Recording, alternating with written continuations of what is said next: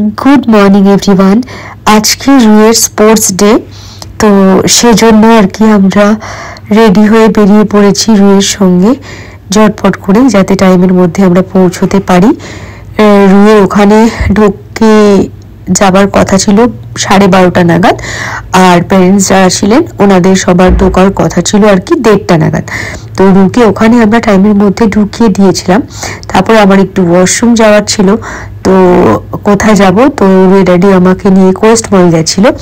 তো ওখানে কোয়েস্ট মলে গেছিলাম, গিয়ে একটু ফ্রেশন আপ হয়ে তারপরে ওখানে একটু কিছু খাওয়ার কথা ছিল না। আমি বলছিলাম এখন কেন খাবো, রুয়ে ড্যাডি বলছে ওখানে কখন ওদের শেষ হতে হতে কটা বাজবে তার কোনো ঠিক নেই, ওখানে বেরোতে পারবে না, আর লাঞ্চ কখন করবো, একটু অল্প করে খেয়ে নাও। সেই জন্য একটু ফিঙ্গার বার্গার একটুখানি খেয়ে নিয়েছিলাম। তারপরে আমরা ঝটপট করে এখানে চলে এসেছিলাম। এখানে সবকিছুই ঠিক ছিল, স্পোর্টস খুবই সুন্দর হয়েছে, সবকিছুই ভালো, অ্যারেঞ্জমেন্টস সবকিছুই ভালো। বাট যেখানে প্যারেন্টসরা বসেছে, তো সেই জায়গাটা যদি একটু গ্যালারি সিস্টেমে হতো না তাহলে খুব ভালো হতো। যারা ফ্রন্ট রোতে বসেছিলেন তাদের জন্য তো সব ঠিক ছিল, কিন্তু যারা বাকি লোকজন যারা পিছনে ছিলেন বা আমরাও পিছনে ছিলাম, কিছুই দেখা যাচ্ছিল না স্টেজে, মানে ওখানে ফিল্ডে কি হচ্ছে না হচ্ছে, ইনফ্যাক্ট কি কি অ্যানাউন্সমেন্টস হচ্ছে ওখানে সেগুলো ক্লিয়ারলি আমরা কিছুই বুঝতে পারছিলাম না, মানে প্রচন্ড অধৈর্য হয়ে গেছিলাম। তারপর লাস্টে প্রায় সন্ধ্যের টাইমে তখন রুয়ে ড্যাডি বলে চলো এই সাইডটায় এই দিকটায় এসো, তাহলে একটু দেখতে পাবে। তো তখন ওখানে কি দাঁড়িয়ে রয়েছি, তখন আবার টিচাররা বলছেন না না এখানে দাঁড়াবেন না, এইসব করছিলাম আর কি। তো যাই হোক, দিনটা খারাপ কাটেনি।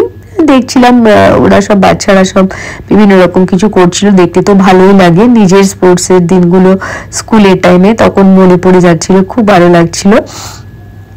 তো যাই হোক, তো এভাবেই সেদিন পুরো দিনটা কাটিয়েছিলাম আর কি। রুবেরিকে তো কিছু আমি দেখতেই পাচ্ছিলাম না, ওদের রেড টিম ছিল, আর রেড টিমের যে ওখানে আলাদা করে যে ওখানে প্যান্ডাল মতো করা ছিল ওদের টিমের জন্য, ওটা একদম কর্নারে ছিল, আর আমি যেখানে বসেছিলাম আমরা সেখান থেকে মানে অনেকটাই দূরে, মানে কোনোভাবেই দেখা যাওয়া মানে দেখতে পাওয়া সম্ভব ছিল না।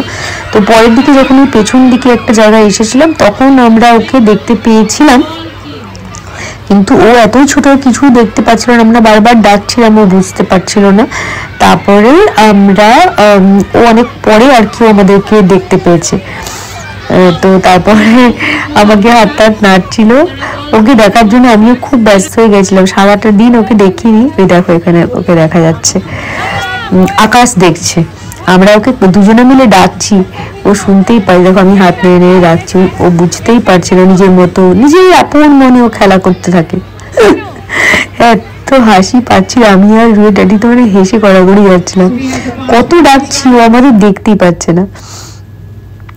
তো যাই হোক, খুব সুন্দর লাগছিল, অনেক সুন্দর আয়োজন করা হয়েছিল সবই, কিন্তু এই বসার জায়গাটা একটু গোলমাল হয়ে গেছিল। এই যা এই দেখো এখানে রুবাবি, এই জন্য ওকেই বারবার করে ফোকাস করে করে দেখাচ্ছি। ও কিন্তু এখনো আমাদের দেখতে পায়নি, ও নিজের মতো দাঁড়িয়ে রয়েছে। আমি ওর দিকে ক্যামেরা ধরে দাঁড়িয়ে রয়েছি যে কখন ও আমাদেরকে দেখবে, কখন তাকাবে আমাদের দিকে।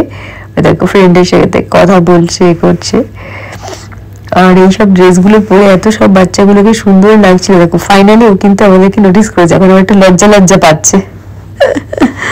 দেখো এই যে আমার দেখে একটুখানি এবার হাত নেড়েছে, ফাইনালি ও দেখতে পেয়েছে, ওই যে আমি হাত দেখাচ্ছি। তো তারপরে ওখানে স্পোর্টস হচ্ছিল তো অনেকক্ষণ ধরে, তারপরে ড্যাডি মাঝখানে আবার বললো চলো যাবে বাইরে একটুখানি চা টা খাবে। চা আর কি খাবো, সারাদিন ধরে বসে রয়েছি। যাই হোক, তারপরে ওখানে ড্যাডি আমাকে নিয়ে গেল, বললো চলো ওখানে গিয়ে চা আমি খাবো না, একটু অল্প কফি যদি থাকে তাহলে দিতে পারো। তারপরে কফি বানাতে বলেছে, ওখানে বেসিক্যালি মানে সবাই চাই খাচ্ছে।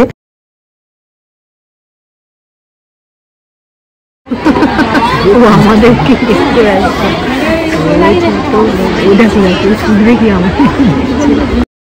তো আলাদা করে কফি বানাতে বলা হয়েছিল। তো সেইটা মানে যেহেতু প্রচন্ড ভিড় ছিল, সবাই চা খাওয়ার জন্য ওখানে লাইন দিয়ে দিয়েছিল, প্রচুর টাইম লেগে গেছে কফিটা বানাতে। বাপরে বাবা, আমি বুঝতে পারিনি অতক্ষণ টাইমও লাগবে।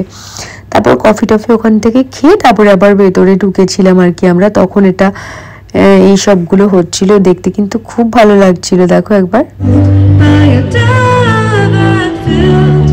গানগুলো দিতে পারলাম না, কপিরাইট ক্লেম হয়ে যায় তো সেজন্য। কিন্তু ওখানে যখন ছিলাম বেশ ভালো লাগছিল, তবে রাত্রির দিকে আলোটা খুব কম হয়ে গেছিল, আর একটু আলো থাকলে মনে হয় ভালো হতো। বাট সব মিলিয়ে বেশ ভালোই একটা দিন কাটিয়েছিলাম সেদিন। আমরা রুরুবিকে নিয়ে খুব চিন্তা করছিলাম, ওই কোনার ওইখানে রেড টিমে ওদের ওই জায়গাটা ছিল বসার, মানে প্রচন্ড মশা ছিল আমাদের মাথার উপর, তো মানে একদম মানে প্রচন্ড মশা ছিল। ভাবছিলাম কি হবে, মশা টশা কামড়ে দেবে। পরে আবার রু বলছিল হ্যাঁ মামা মশা কিন্তু ছিল, প্রচন্ড মশা ছিল। তারপর আমাদের ওখানে মানে স্পোর্টস হয়ে গেলে তারপরে আমরা কোনো একটা রেস্টুরেন্টে গিয়ে খাবো, এরকমটাই আমাদের কথা ছিল। কিন্তু মানে ওর প্রোগ্রামটা শেষ হতে হতে এত দেরি হয়ে গেছিল, সেজন্য আলটিমেটলি আমাদের আর যাওয়া হয়নি রেস্টুরেন্টে। তো বাড়িতেই আমরা কিছু খাবার খেয়ে নিয়েছিলাম। তো সেই দিনটা আমরা এভাবেই এনজয় করেছিলাম। এটা ছিল রুইয়ের স্কুলে মানে queen of the mission day, এটা ফার্স্ট স্পোর্টস ওর জন্যে।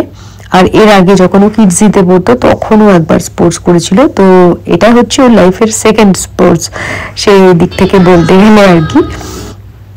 তো যাই হোক, সবাই মিলে খুব এনজয় করেছিলাম।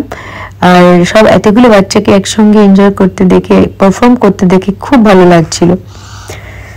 তো সেটাই তোমাদের সঙ্গে শেয়ার করলাম। তোমাদের কেমন লাগলো না লাগলো আমাকে কমেন্ট করে জানিও।